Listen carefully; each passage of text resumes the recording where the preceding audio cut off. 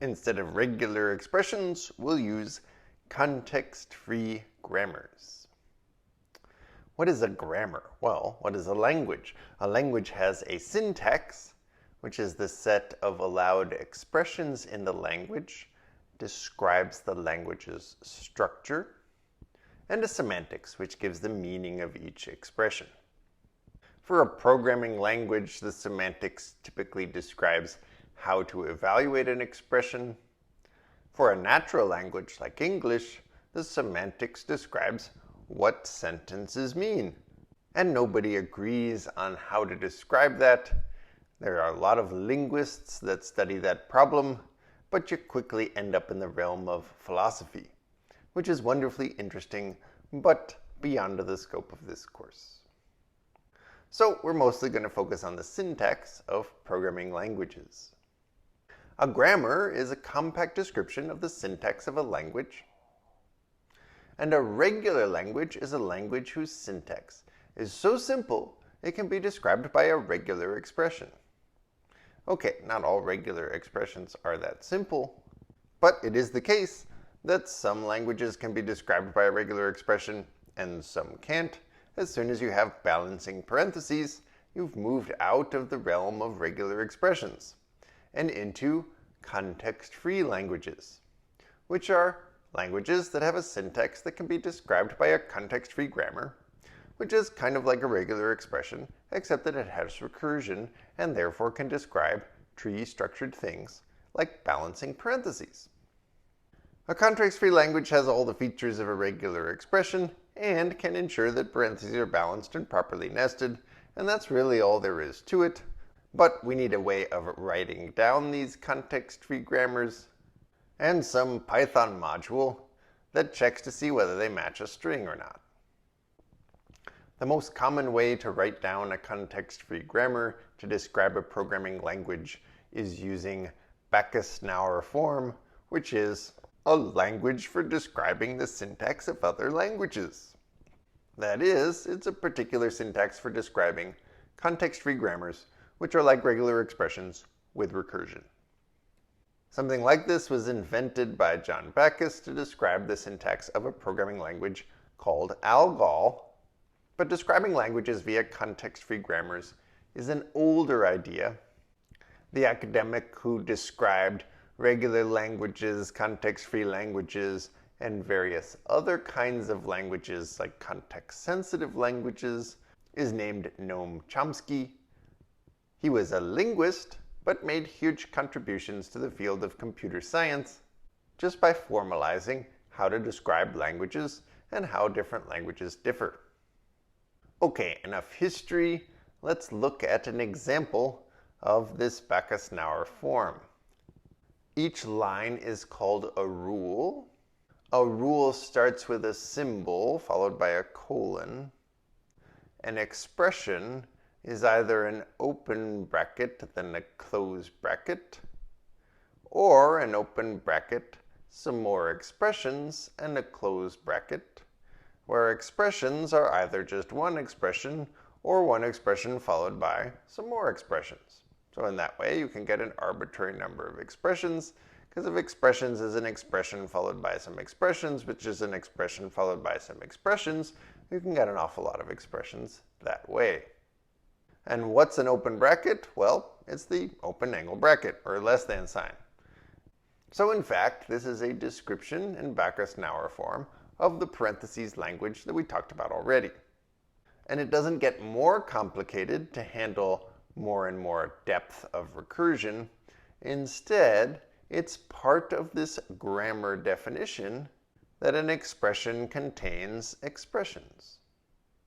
Once we've written down a grammar, what can we do with it? Well, there's a Python module that's not built in. You have to download it, called Lark. But we've pre-installed it on code.cs61a.org. And it has its own particular details about Backus-Naur form, which we're going to cover now, just so that we have a way of actually writing down grammars and seeing which strings they match.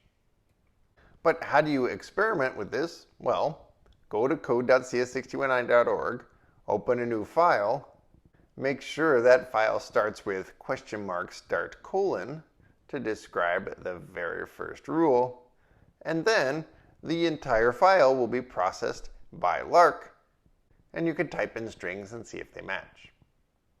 Let's try it out. So I create a new file. Here's my description of the parentheses language. And let's see if it matches parentheses. When it matches, it's going to show you a tree structure describing how it matched it. It matched it by making an expression which was open followed by close. What if I give it something that is not in the parentheses language? It tells me that it did it wrong. And what about something more complicated? Well, the longer the expression, the bigger the tree. But as soon as I make one little change that makes it an illegal expression, it's going to tell me that's the case. So, to use Lark, you need to learn a few details of the kind of Backus-Naur form that is used. One is that you always have to start with the start symbol. The second is that some symbols are in all caps. Those are called terminals, and they can only contain regular expressions enclosed in slashes, text literals enclosed in quotes, or other terminals. But these cannot be recursive. So every time you get to a terminal, now you're describing something regular in the regular expression sense. But you can also have as many symbols as you want that are not in all caps, and those can refer to each other or even themselves. If you have some quoted text within the non-terminal description, what's a non-terminal? That's a symbol that's not in all caps. These don't show up in the parse tree. What parse tree? This is what you see when you type in a string and it matches the grammar and it shows you a tree. That tree contains nodes for the different symbols that were used in order to construct it, and it also contains leaves for all the terminals. Well, if you put text in a non-terminal rule, then it doesn't show up as a leaf, it just disappears. But it does have to be there in the string in order to match the grammar. So let's look at an example. Here is a grammar for a comma-separated list of integers. An expression is a numbers. A numbers is a symbol which is not a terminal. It's not in all caps, and so it can refer to itself.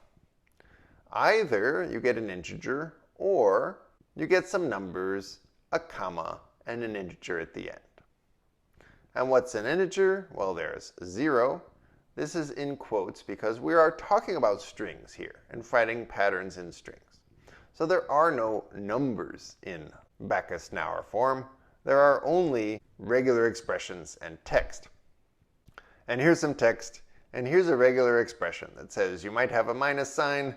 The first digit of an integer that's not 0 has to be 1 through 9, and then you can have as many other digits 0 through 9 as you want. One more detail of Lark, which is the module that lets us use Backus-Naur form in Python, is that you can tell it to ignore particular terminals throughout the text that you're trying to match. So for example, you can say ignore anything that is a sequence of white spaces, one or more, and that means that if there are spaces in the string you're trying to match, they're just ignored before the grammar is applied. Okay, so let's try this one out. I've written down the grammar for numbers and told it to ignore white space. 1, 2, 3 is not allowed because between some numbers and another integer there needs to be a comma. But 1, 2, 3 is allowed, and I can put spaces in here and that doesn't affect anything because I said ignore white space. And notice the tree that gets created by Lark. Non-terminal symbols appear in the tree. Terminal symbols don't show up as integer. Instead, they contain the text that matched that integer. Also, the tree does not contain any commas, even though this string contained commas, because the commas are unnamed. They're just part of the non-terminal. They don't have their own terminal category. And so I think now you can see why I call this regular expressions with recursion. There's not a whole lot more to it. The terminals themselves are expressed using regular expressions, or just string literals. But you can put multiple regular expressions together using these non-terminal symbols, which can refer to themselves, either directly or indirectly.